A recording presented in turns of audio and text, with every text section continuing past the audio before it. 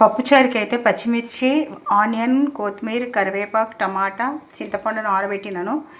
ఇక్కడ ఏంటంటే ఆలు వంకాయ కర్రీ చేస్తున్నా. దానికి పచ్చిమిర్చి, ఆనియన్, కరివేపాకు అయితే కట్ చేసుకున్నాను. పప్పుచారుకి అయితే పప్పు విజిల్ వస్తుంది. ఇంకొక విజిల్ అయితే అయిపోతుంది.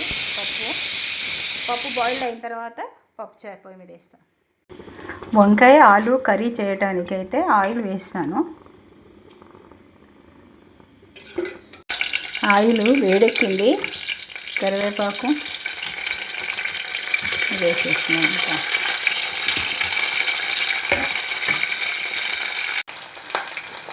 అల్లం వెల్లిగడ్డ పేస్ట్, నెక్స్ట్ పసుపు. అందరికీ వచ్చు, కాకపోతే ఈరోజు మా ఇంట్లో నేను ఏం చేసుకుంటున్నాను అనేది చూపిస్తున్నాను.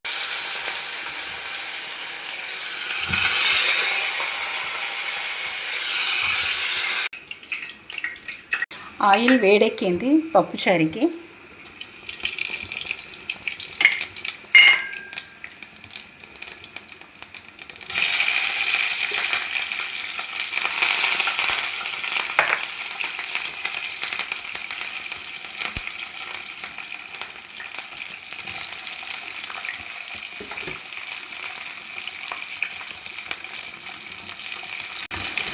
పసుపు, అల్లం వెల్లిగడ్డ పేస్టు, అల్లము వెల్లుల్లిపాయ పేస్ట్, కారం, ఉప్పు.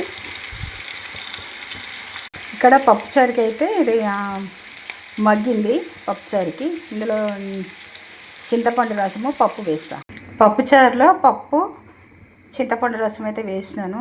ఈ పక్కన అయితే ఇప్పుడు మన వంకాయ ఆలు కర్రీ కూడా అయిపోవచ్చింది.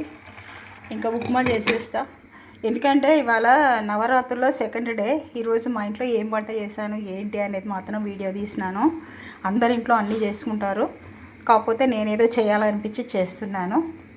నెక్స్ట్ అయితే ఉప్మా చేద్దాం అనుకుంటున్నా. బ్రేక్ఫాస్ట్కి అయితే ఉప్మా చేసేస్తా. పప్పుచారు అయిపోయింది, వంకాయ ఆలు కర్రీ కూడా అయిపోయినట్టే.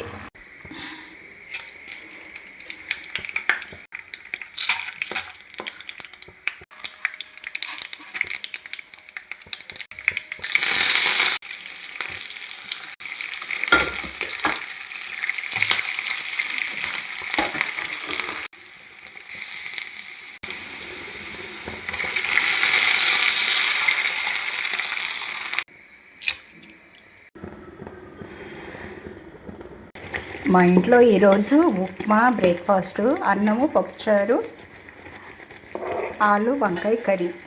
ఈరోజు మా ఇంట్లో వంట అయితే అయిపోయింది. Like, share, subscribe. బాయ్.